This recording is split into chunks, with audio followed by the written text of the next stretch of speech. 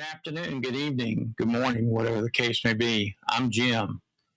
Dugan Stuff and Things. I'm back. Been gone a long time.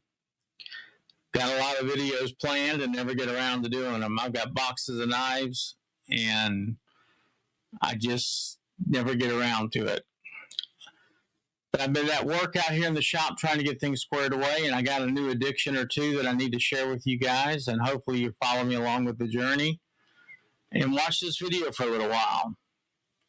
I recently discovered old pocket knives. I've been watching some channels, one in particular called The Knife Doctor. And he's out of Middle Georgia, and I'm addicted. Totally addicted. To the point, I'm also addicted to Whatnot, the auction site. Unbelievable. I'm on there all the time, just watching, and picking up knives.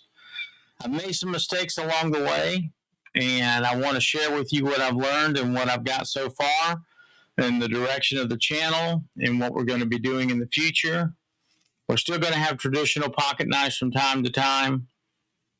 Going to show you the workshop and what we got going on, and we're going to show you how we clean these knives and work on them. But where I'm going to start is I started going through all my junk knives. I knew that I had some stuff in there, but I didn't know exactly what. And I found 3 old knives. This Barlow, this old timer, and this case. Now the case is relatively new in the big scheme of things.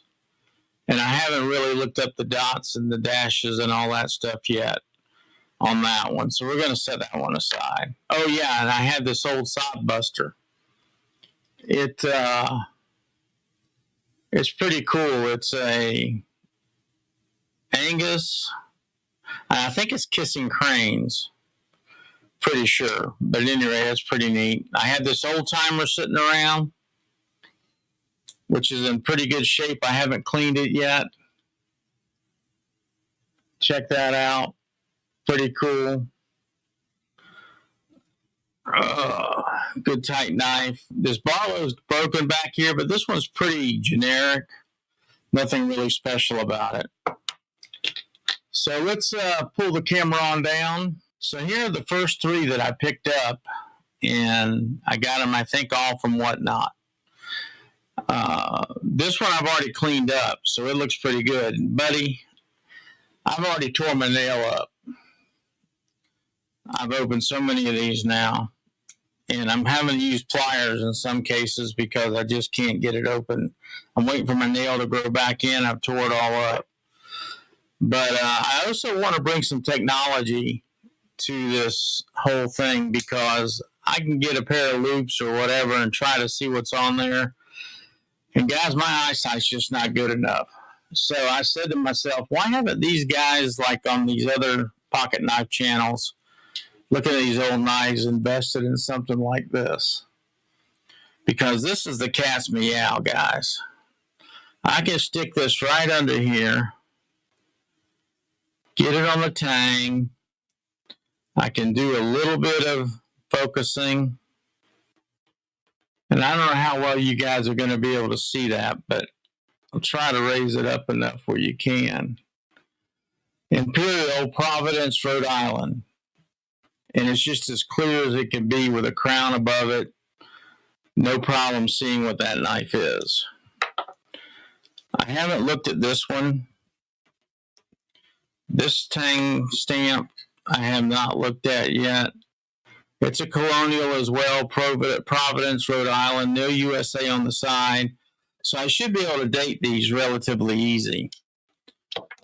What I'm saying is, why didn't these guys embrace this technology? They're like trying to figure it out. This is $50 from, I think I got it on eBay. But at any rate, this knife, luckily this Barlow is in great shape. I'm going to quit trying to open some of these because my nails are wrecked. But this is going to clean up pretty nice, I think. This one I really enjoyed getting because this is the most expensive one I've spent the money on. I spent way too much on this one. But what's cool about it, let's see if I can open it so I can show you guys. Well, heck. I think this is cool as crap. How do I open it? That's the main blade, and it's full. That's the little pin blade, and it's full. And like I said, I haven't cleaned this one yet. But this is what was really neat. This little tiny knife, I'm going to ruin my nails. And I'm hoping to get the snap back on this, but it's got a pair of little scissors on it. And it's an old timer. I haven't dated it yet or anything. And we'll show you how I'm going to clean these up, and we'll go through some of the dating processes and so forth that I've learned so far. So let me keep these separate.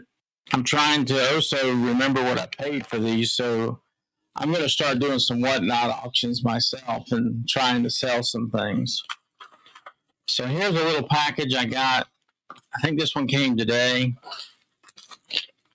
And what I like is this seller put the numbers on the knives that I purchased, and there's a corresponding packing slip inside, so I'll be able to tell exactly what I paid for each knife.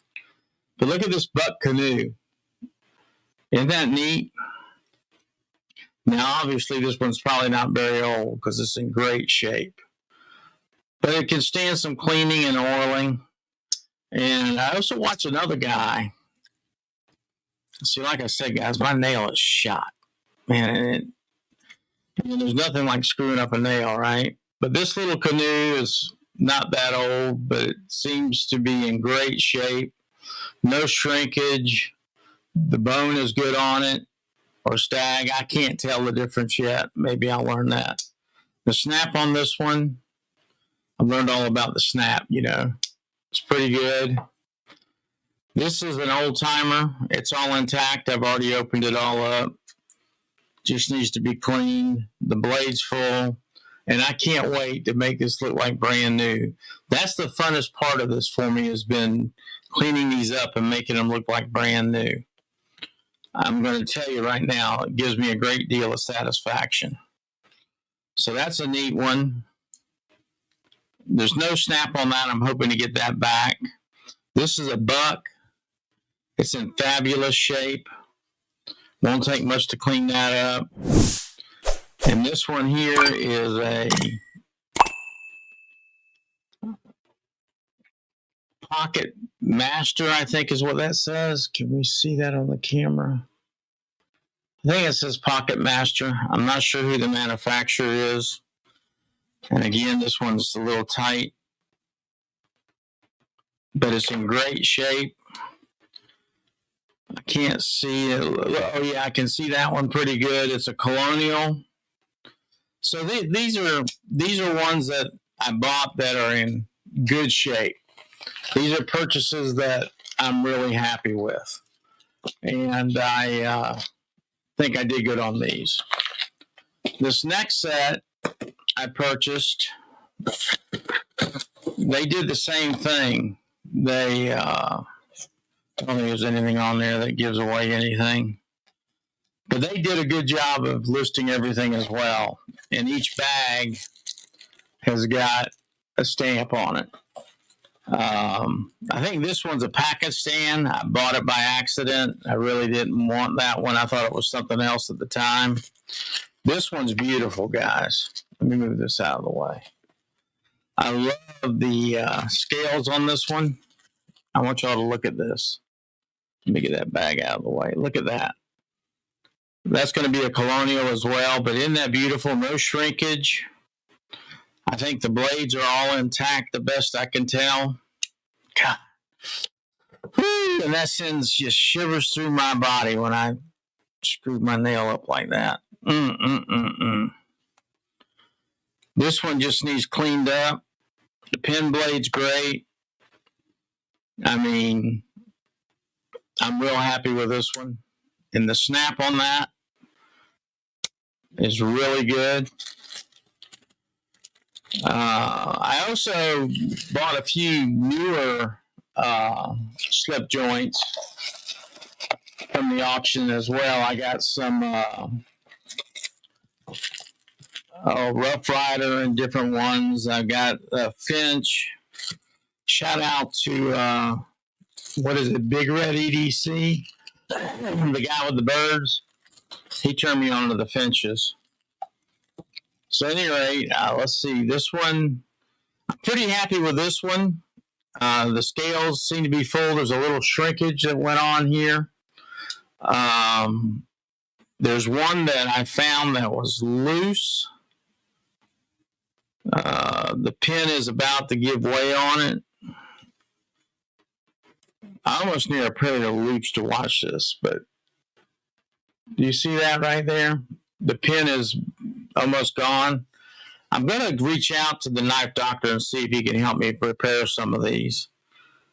Some of this may be above what I think I can get into. I have no idea what that one is. Let's just bring in the old microscope again. And like I say, this just makes it so easy. And I don't even have all the lights hooked up and everything else. This is going to be an Imperial from Providence, Rhode Island. No USA on it, so I don't know what the age is going to be. The snap is not great, but it's there. And I think that will come back. But that one I think is what I consider to be a good buy as well. Depending on what I paid for it, obviously. Of course, I'm not too worried about that part of it. I just wanted to get my feet wet and get into this thing. Let's see what else we got here. This is an old case. Now, this one disappointed me. This is one I kind of got ooped on. Was either not paying attention to the whole description or something like that. I'm not sure. But the main blade is great. No problem. The back blade, the penknife is going to be okay. I don't know why it won't go all the way down. I think it's because there's a bunch of crap in there. And I don't know if you guys can see that or not. See if I can zoom into it. There's a bunch of stuff in there. Let's get another knife out and see if I can get some of that out. Boy, these things are rough on my fingers. Oh, yeah. That's just full of stuff. And that's the fun part, going to be to clean them up. But where I got kind of boofed is that blade's completely gone. And I think that was a big utility knife. So I'm going to reach out to the knife doctor to see if he thinks he can help me with that. Now, see, that blade's sitting down now. No problem. Maybe he can help change that blade out. I know he's got spare parts for some of these old knives. Trying to keep everything organized. I don't remember the story on this one. This one's missing the bail. I do remember that. I've already been online trying to find bails for knives. I haven't been successful yet. If anybody knows, give me a shout out. This is some type of camp knife, I think. But as you can see, the finger nick, and I don't understand that. The finger nick on that is like gone. And I think I can take my Dremel with my little attachment and get that going. The blade's been used. The knife's been loved on, but that's fine. That's what I like. So that's pretty much a full blade. And that has been cut, obviously. And I'm going to see if the knife doctor has a blade for that. That one's way shorter than what it should be. It should be coming all the way down to about down here, and you can see, well, let's see, I'm not in the frame here. It should be coming down. Camera, I should have widened it back out.